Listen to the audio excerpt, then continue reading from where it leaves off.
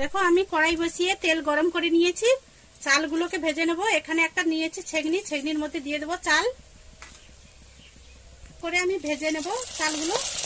আর দেখো এরকম করে ভাজলে কিন্তু চালগুলো পুড়বে না, খুব সহজে উঠে যাবে।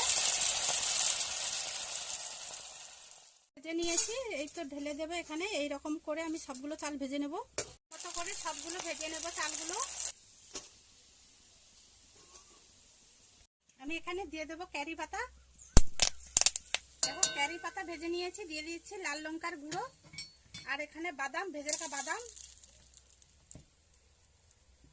দিয়ে দেবো, চাল ভাজা মিশিয়ে নেব।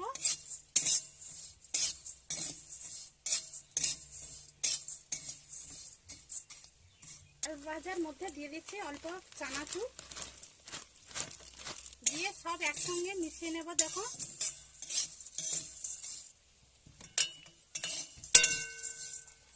দেখো রেডি হয়ে গেছে। এরপরে আমি তুলে নেব। মশলা চাল ভাজা ভেজে নিয়েছি, দেখো সব রকম মিশিয়ে। এইভাবে তোমরাও তৈরি করো, কমেন্টে জানাও কেমন হয়েছে।